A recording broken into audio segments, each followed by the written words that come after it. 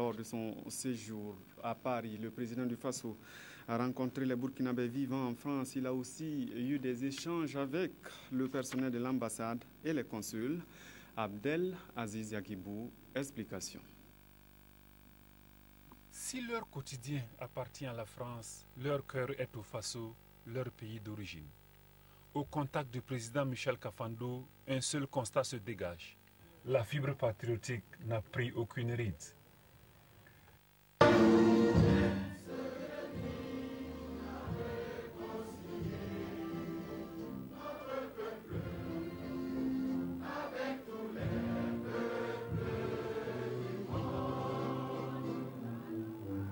Ils sont loin de la mère patrie, mais sentinelles de sa gouvernance politico-économique.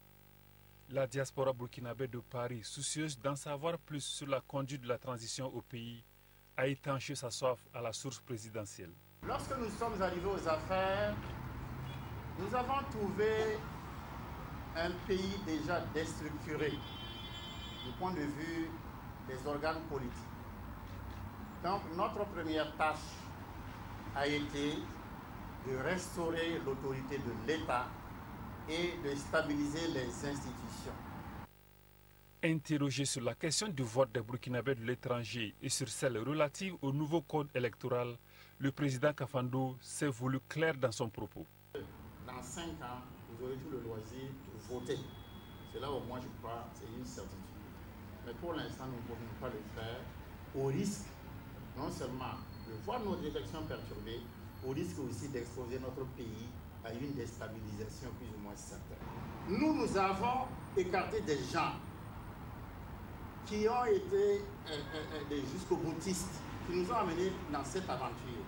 Mais nous avons dit, dans notre tolérance de Burkinabé, le parti majoritaire de l'ex-régime a la liberté de faire campagne comme tous les autres partis, et c'est ce qu'ils font. Avis partagé par la plupart des interlocuteurs du président qui se disent solidaires des porte-flambeaux de l'insurrection que sont leurs compatriotes jeunes et femmes résidant au pays. Pour eux, pas question d'aller à l'inclusion dans l'impunité pour les élections d'octobre.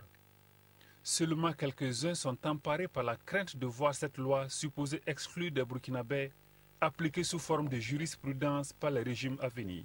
On est aussi, je veux dire, un petit peu embêtés du fait que nous ne pourrons pas participer aux élections pour donner notre voix pour la construction de notre pays, mais on essaie de comprendre.